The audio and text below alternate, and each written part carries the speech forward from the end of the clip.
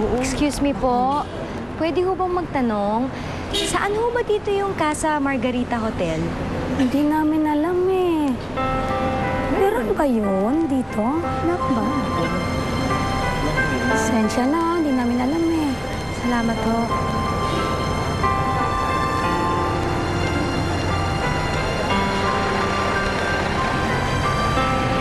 Miss, excuse. Hinahanap mo yung Casa Margarita Hotel? Oo. May alam ako kaso, hindi sa hotel eh. Alam mo kung nasaan? Malapit pa dito. Pwede mo ba akong dalhin doon? Banda na dyan. Pwede niyo ba akong samahan? Sige, halika. Salamat.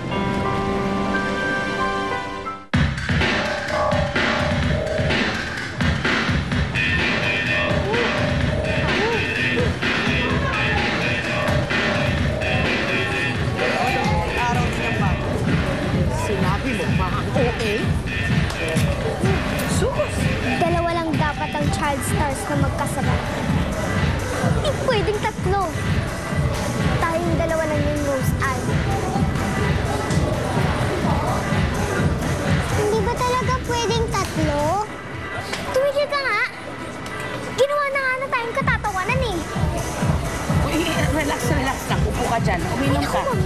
Relax ka lang. Umupo ka. Pakiting mo sa mga tao. Drink. Ayoko na po sa party. Sana po din natin si nanay. Huwag kang mag-alala. Papunta na yun.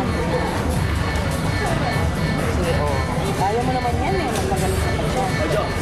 Rosan, mag-juice muna kayo. Inom ka muna.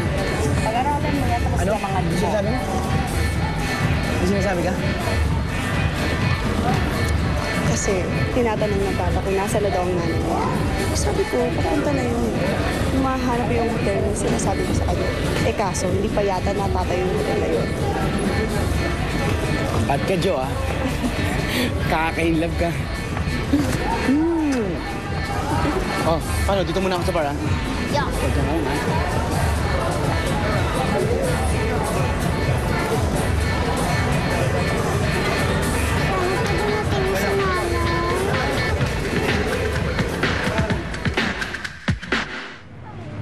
Nasaan na yung hotel? Dito, miss. Kaso, hindi siya hotel eh. Restaurant lang siya.